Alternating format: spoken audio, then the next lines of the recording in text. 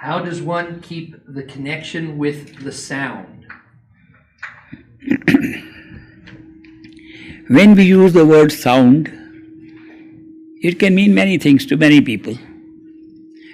Shakespeare talks of sound and fury signifying nothing. So we think that we all make noises. The noise is also sound, has no meaning. And when we make them into words and we make it into language, they begin to have meaning. Music is not words, but has meaning. Music affects us. They're all sounds. But there is no sound like the sound of the self. And people are not aware of it. That there's a music coming from our own self. It's generated from consciousness. It is not generated from our physical self. It's not generated from our astral self. It's not generated from our mind. It's generated from our soul, our true self. Now, it is not sound as we know it. The whole creative power, we need a word for that. Whole creative power of the ultimate self, totality of self, what do you call it? I have no word for it. I'm trying to figure some word. I sometimes use a very limited word, totality of consciousness. Doesn't mean much to me. But then when I see, how does it work? How does a totality of the creative power sitting in each one of us, sitting in our heads, how does it operate? It operates by becoming very different at different levels of consciousness. When it comes down to a physical body that we are wearing, it becomes like an audible sound, which can be heard. It's amazing that you can hear your own self. Now that requires third eye center, put your attention and listen.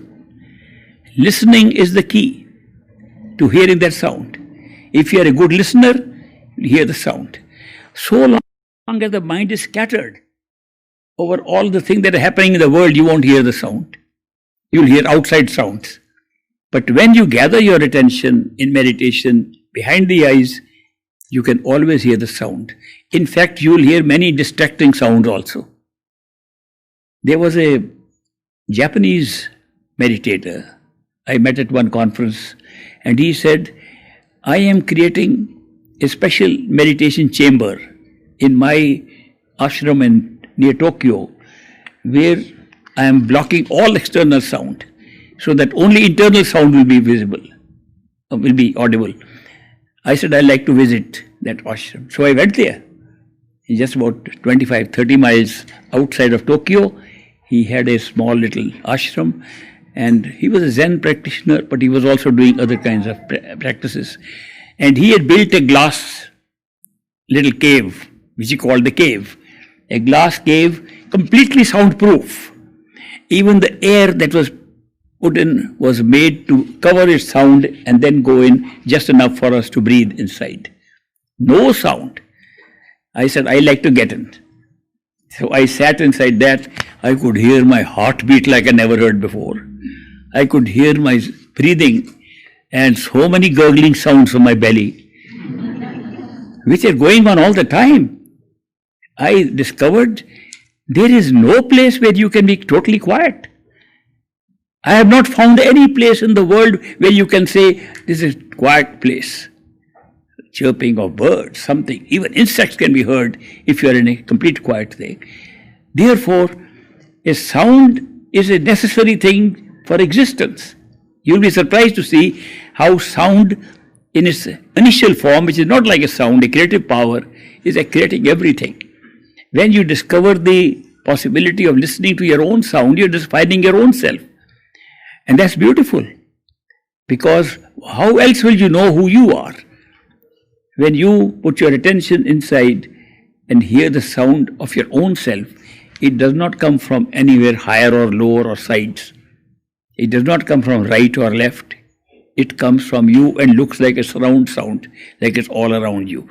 Sometimes it feels like it's surrounding the whole universe around you when you start hearing it. The sound resembles some external sounds. Beginning, it resembles a bell sound, large bell, long bell, peal. And since we I have sometimes suspicion that that is why bells have been used in churches and belfries, and why bells are all the time used in temples and so on. And there's something about sound which has been used in religious places we have built out. So that sound that comes inside has a pull in it, pulls you to your own self. According to me, that's the greatest shortcut to discovering yourself. Listening to the sound of your own self. When you hear that sound and put your attention on it, you're putting attention on yourself. The fastest way of withdrawal. People use artificial sound like repetition of mantras. That's also a sound. We repeat in the mind, we are creating a sound we hear. Supposing you are repeating words and not listening to it, it has no effect at all. If your mind is running around thinking of other things and you are repeating words with your tongue or even with your mind, and the rest of the mind is thinking of other things, it does not lead to any concentration of attention. But if you hear the sound of your own self, there is no problem. It pulls you to yourself and is the fastest way of withdrawing your attention to yourself and becoming unaware of this body and becoming aware of the inner self. So the sound plays an important role. It has been called a different kind of sound. This speech that I am making is also sound. The words I am using. In the Indian language we call it Varanatmak Shabd. Shabd means sound. Varanatmak means that which can be spoken. Varna, written, spoken, expressed. That's the language I am using to talk to you. There is also sound. When you hear inside, it's just like a music. So then we call it, from Varanatmak we shift to Dhunatmak sound. So at the early first stage, it becomes Dhunatmak sound, like a music. Then when you go to the next stage, it's a very different experience of the sound. You get into the sound as if you have been always hearing, but you are not there. When you enter the causal plane, the sound can be heard, continuous sound, no break, not like a bell. It's a continuous sound, and they are trying to refer to that sound by using the word Om. Om is just a word, but some practitioners try to use the word Om in the sense of the sound inside by starting with a little hum in their mouth. So long as they can hold their breath. They're trying to copy something that's continuous there. But the beauty of it is that when you are there, you don't feel you just started hearing it. You feel you were always hearing it. It's always there, part of you.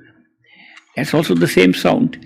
When you go to the next higher step, there you find you are the sound. That the self as a soul is sound. So they call these sounds, they call this the Varanatmak, next one Dhunatmak, third one they call Anhad, there are no limits either side, and then they call Sar Shabd. That means true sound. True sound is our own soul. When you go to the top, the sound is the truth. So therefore it's amazing how the setup has been made that the truth can be discovered and come down to the physical plane. In the physical head, you can hear it like a regular sound. So that's why this particular yoga of discovering yourself has been called Surt Shabd Yoga. Surt means attention, Shabd means sound, Yoga means union with your own true self. So Surt Shabd Yoga, or the putting attention on the sound, can lead you to the highest place.